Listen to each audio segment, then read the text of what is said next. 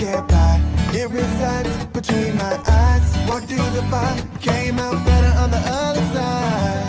See, life's like a beach if you find the sand. And right now, I feel like 100 grand. You are listening to Inspired Insider with your host, Dr. Jeremy Wise. Dr. Jeremy Weiss here. I am founder of InspiredInsider.com, where I talk with inspirational entrepreneurs and leaders. I'm really excited for today's episode with Zach Wilcox of Fide Freight. And before we get started, Zach, I always like to mention other episodes people should check out of the podcast on Inspired Insider. So I've had some cool guests. Check out the episode with the co-founder of Pixar. He talks about some Steve Jobs stories, some George Lucas stories. I also had the founder of P90X, Tony Horton, on. And what's interesting about that, Zach, I love hearing the stories about not just the success, but the hard times. And he talked about when he first started, he made his food and rent money as a street mime. He would put his hat on the street and do street miming. That's how he made his money. And then he went on to, be, the founder of P90X, and they sold, hundreds of millions of DVDs and trainings and things like that. That and many more you can check out on InspiredInsider.com. And this episode is brought to you by Rise 25. And at Rise 25, we help businesses give to and connect to their Dream 100 relationships. And we do that by helping you run your podcast. For me, Zach, you know me a little bit by this point. Mm-hmm. The number one thing in my life is relationships. I'm always looking at ways to give to my best relationships. I found no better way to do that over the past decade than to profile the people and the companies I admire on my podcast and shout from the rooftop so other people can learn about them too. So if out there you've thought about doing a podcast, you should. If you have questions, email us. We're happy to help. You can go to rise25.com or email us at support@rise25.com for any questions you have. I'm excited. We have Zach Wilcox. He's CEO of Fide Freight. As I mentioned, he's a leader in the logistics industry. His office is in Michigan, Illinois. They serve lots of industries. They also serve specifically pharmaceutical companies, healthcare supply companies, as an example. And when I was talking to Zach, really, I know a lot of companies in the logistics industries, and there's not always full transparency. There's not always a complete communication with all steps along the journey. And one of the things that Zach and his team pride themselves on is full transparency, communication with all steps from bringing on a client all the way to getting the shipments completed on time. You can check them out at fidefreight.com. It's FIDE freight.com. Zach, thanks for joining me. Yeah, thank you so much for having me, Jeremy. I'm really excited to be on your podcast here. And I didn't know that about P90X. So that's new to me. I've already learned something. This is a great start. We find all sorts of things, and we're going to dig deep into, with you. I want to start off, just tell people a little bit about Fide Freight and what you guys do first. Yeah, so we're a third-party logistics company. So we started out here in Michigan, actually, late 2019, and we started in a couple of niche industries. We actually moved a lot of hemp products, so CBD oil. You guys have probably heard of that. So we built out that niche industry, and then we were able to hire and expand into larger companies, larger corporations, larger industries overall. And we've had a great journey. We've expanded to Chicago, and we're servicing clients all across the country. So we're really excited. We've grown tremendously, not too fast, but definitely not too slow. So we're 2 years in, but logistics had to be crazy, Zach, with whenever you're listening to this, you've probably heard of the pandemic. Okay. Maybe whenever it is. How did things change? Did things get crazy around the pandemic? It was just supply chain was probably much different than it's ever been before. Yeah, it was really strange.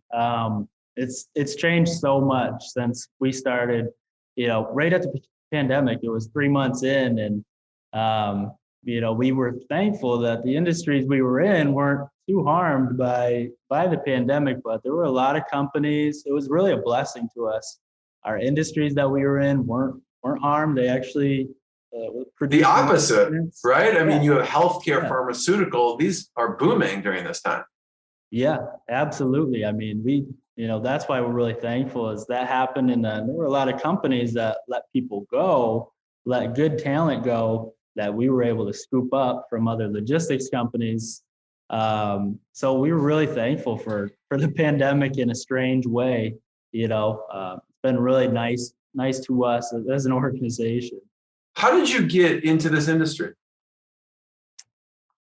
Man, it's been, I didn't have any logistics experience. I was more the side of, I really wanted to start a business, whereas my cousin who co-founded the company, he was in logistics. So we came together, he left his company. I had just been fired, or not fired, but I was working for a company, started a new manufacturing division there.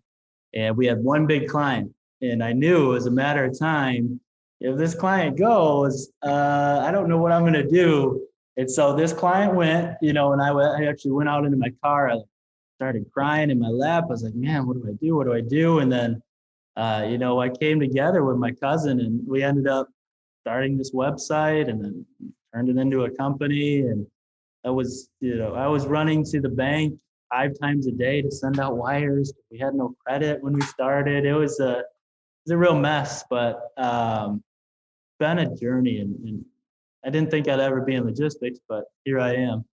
Yeah, I guess the most dangerous number in a company is 1. If you have one big client and that client goes, it's hard to go to sleep at night when that's happening. Yeah. But it sounds like it's a perfect combination with your family member and you. They're the expert in logistics and you in business. And before we hit record here, we were talking a little bit about some topics I'd love for you to talk about, which is growing a company with core values. So yeah, talk about that. I think that's really important, especially just seeing it from, we put our core values, I really put our core values in place the second we hired somebody. I thought it was really important to have that. And just to give you one example, one of our core values is systems. So from the beginning, we've always looked at, there's a few books that influenced me, but from the beginning. What are some of them? So I have them right here, actually. So Start With Why is one. And then the E-Myth talks a lot about systems, and so does Good to Great. I actually have them all right here. I have them in both offices. But I think it was Good to Great or the E-Myth, or a little bit of both. They talked about how your company is more like, your company is a system overall. And you plug people in, so you aren't people dependent. So how do you set that up? You set up systems to do everything. You put SOPs in place early on. You make sure that things are repeatable, and it's helped us along the way to prevent repeat mistakes and just allow people to onboard onto the company really fast, much faster than most companies. So we still focus on systems. I mean, we reboot. It's called Kaizen. I come from a manufacturing background, continuously improving, and it's been really important. You hear people in the office talking about, like, could we do this system? You hear system thrown out there so much, and that's because it's a core value. I talk about it so much. And I think just in general, whatever your core values are, as long as you're talking about them and you're living them within a company, it creates it creates a togetherness. You guys are all working towards something. You have a bigger why, a bigger purpose. It's really important. Yeah, I'd love for you too, Zach, to talk about another core value. So systems, and I want to tell people I actually do have an interview with Michael Gerber of the E-Myth. Check it out. It's really good. And also Owen McGabb, who runs the company Sweet Process, which actually is a software that helps you document SOPs. So I encourage anyone listening, check that episode out, because Zach, you're spot on. I mean, all the people I talk to that come on, the way they're able to grow and be accurate and efficient is because they have systems in place. So I love that you said that. What's another core value? Another core value for us is just our clients. So people, systems, clients, and profit. Those are all our big 4 core values. But in terms of clients, we're always trying to provide this above and beyond service. Every shipment, every client, every time. It doesn't matter if you're, if you have a tractor and you will never do business with us again, but you need to move it from A to B, or if you're a large corporate public company that has 1,000 shipments a day, we treat you with respect, and we try to provide this above and beyond service every shipment, every client, every time. And we have big letters on our wall and our sales floor, above and beyond. I love it. It just, when we're talking about it, we're talking about, hey, should I do this? Should I tell the client this? Should I tell them this?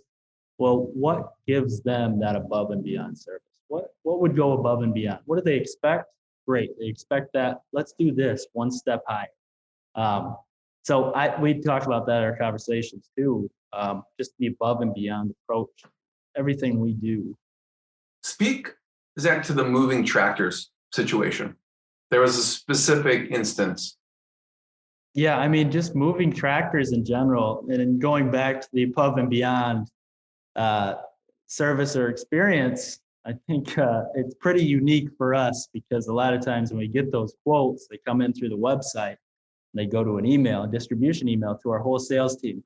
And our goal there, we're trying to get that quote, trying to call them or email quote to them in under 1:30. We don't have it automated, but under 1:30 is our target time on new quotes. And we get it a lot of the times. I will say that people will pick up, they'll say, I just put that in, I just clicked submit. Is it? Yeah, that's us. What can we do for you?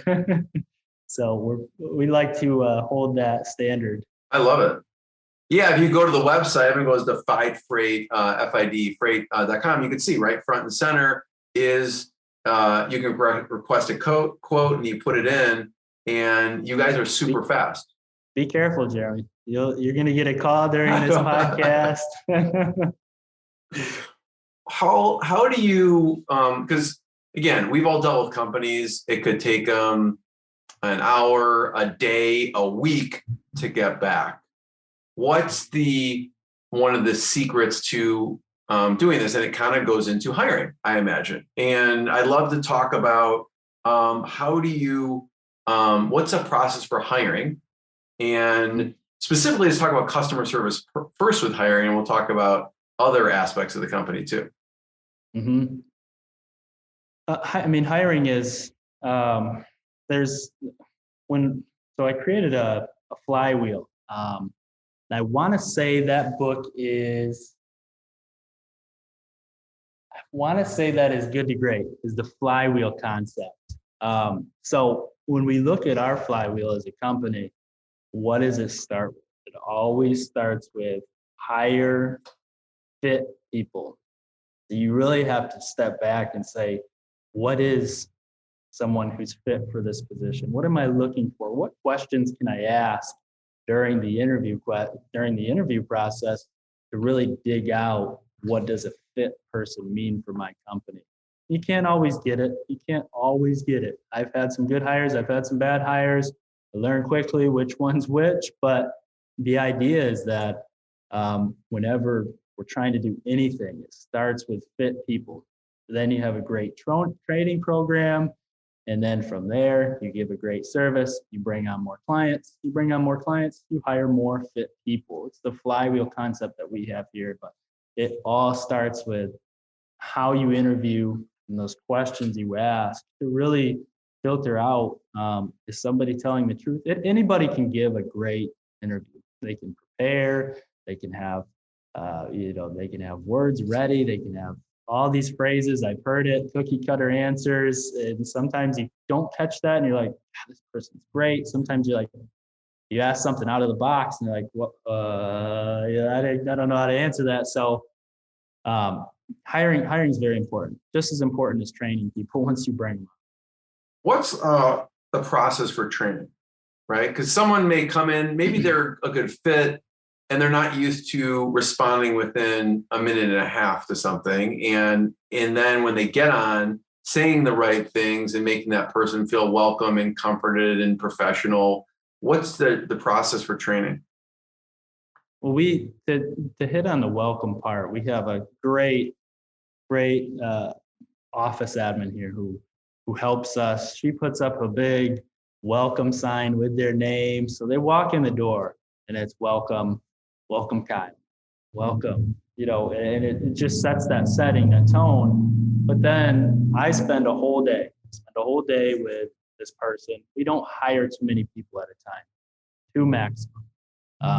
Like I said, we're not growing too fast, but so I spend a whole day with them, and I talk a lot about the systems, our core values, what we're trying to build here, how they can be successful, and I talk a lot about their past and what was great at their past, what wasn't great, how was your culture, what did you like, what didn't you like, and kind of hit on those things. But with training, the key is to have enough people that can train. I think that's what we're running into. Is like we're all so busy. This company is just it's growing in terms of our clients and stuff. So we're having a hard time like giving people enough attention to train.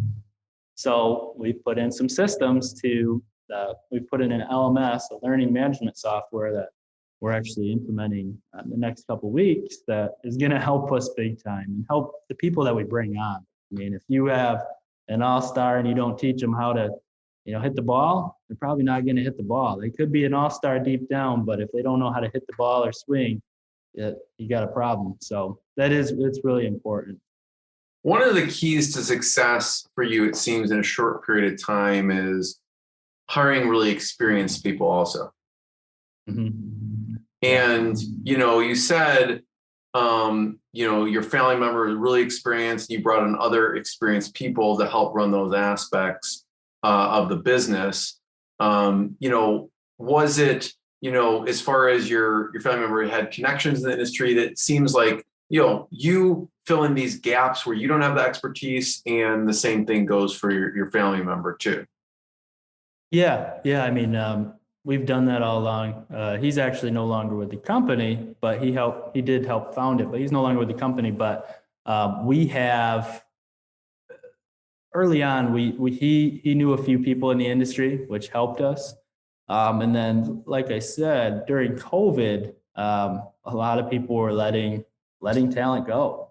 So we were scooping it up. We may not have been able to afford the talent, or we may not have been able to manage the talent, but we scooped them up and we figured it out during COVID. And even now, a lot of times I'll see talent, our HR will see talent and we'll scoop it right up, anytime, any opportunity we get. Zach, not much out there. Zach, I'm going to play devil's advocate for a second. Okay. I'm a big public company. All right. And I'm like, listen, Zach, there's these huge brokers out there. Zach, why would I go with you when I can go with some of the biggest brokers out there who could maybe service a public company like me? I mean, that's something we run into very often, is working or being challenged against the biggest brokerages in the industry. I mean, I can think of a few clients that we brought on who large public companies that now exclusively work with us, one in specific who thought, oh, well, we need a provider. They brought on the biggest name that they could find, and it all was great during the honeymoon stage. And then it kind of dwindled out and they couldn't even get a hold of anybody there. So it was a very easy transition when we told them, hey, you get somebody dedicated, you'll get personal service. Here's my cell phone. Here's the director of sales cell phone. You call any of us anytime. And so we really beat the competition on service and just being personable, being there. It was interesting to hear that a large company was struggling to get a hold of somebody at this firm. It was surprising, but it put a smile on my face. I will say that. So, what are the biggest issues you see that your customers come to you with?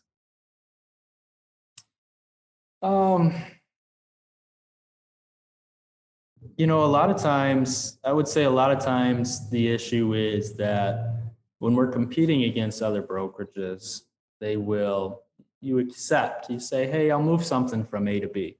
Yeah, I can do that at this cost. Then they figure out they can't do it at that cost after they already committed to it. So they go back to the customer and they say, hey, I can't move it at this cost. I got to give it back. Someone else has to move this. That's one of our philosophies that we abide by, is not giving stuff back. If we commit to it, if we take it, that's across the board. Internally, when we're talking to my other employees, if I commit to something, and same with the customers, if we commit to something, we're going to stand by it. That's just what we will do, whether it doesn't matter the cost, it doesn't matter anything except the fact that we committed at this time, we'll make it happen. So that's an area where we really excel. Zach, what are some of the milestones that, when you think of the company, these are milestones you're especially proud of? Last year we went 50%. I guess as a company, sales is always a great milestone, right?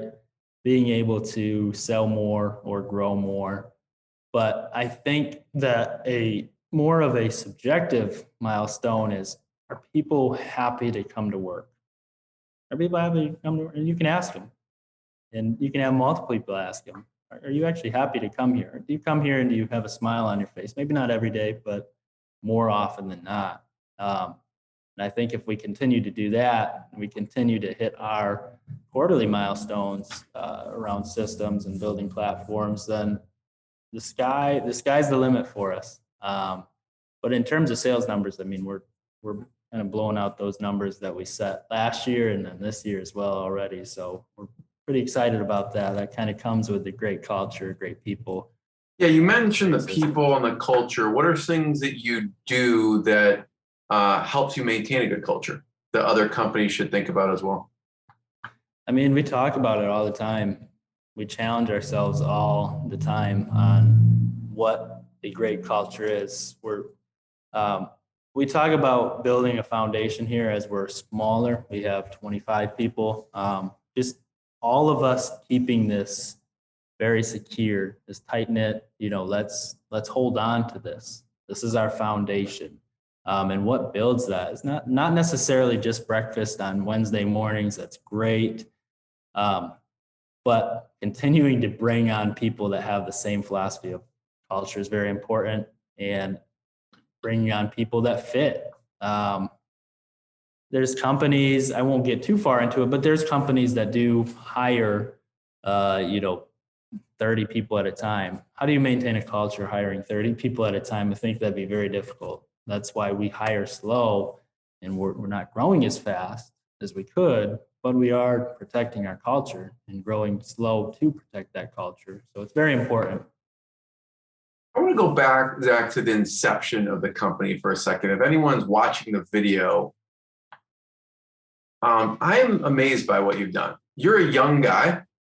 It's amazing, right? When you were talking to first start this company, I would think it'd be a bit scary, like just the path that you took. I know that you kind of a background in engineering.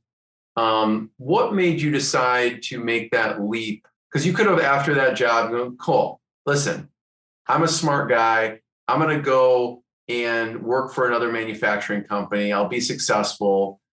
It is a big undertaking to start the company. So what was your thought on at that time when you were talking to your family member? Yeah. It was a big undertaking because it was all built with the leftover college student loans that I had. So that was kind of, that was a bit risky too. I was supposed to give those back, but ultimately that's what ended up starting and funding the first few months of this business. Since the age of 15, I've been reading business books. I've been in the market. I bought and sold a CBD business while in college. decent exit on that. I've never been happy at a job. And I think a lot of people feel that. I think a lot of people feel that maybe they aren't so happy at a job. And we all have the opportunity to go out and build something, and it takes time, and you have to get it. I think that you have to think about it for a very long time, and you have to almost obsess about starting a business and building it out. And that's what I did for 7-8 years before starting this, and come a long way. It's been really fun though, some days. First of all, Zach, I have one last question for you. Before I do, I just want to point people towards your website. I just appreciate your approach in sharing some of the lessons learned, and people should go to freight.com. It's FIDEFREIGHT.com. My last question is, it's apparent that you're an avid reader. So I'd love to hear any other books that you would recommend people read or listen to outside of, I know you mentioned E-Myth, Good to Great, Start With Why, any others that stick out, or any other people, mentors, or books that you recommend people check out? Yeah, I think in terms of mentors, Patrick Bet-David, I talked to you actually about him a little bit. Patrick Bet-David has a really good channel called Valuetainment that I grew up on, if you will, when I was starting this business. And these are all business-based, E-Myth, Good to Great, Patrick Bet-David, but some maybe just mental growth books are The Untethered Soul, The Power of Now.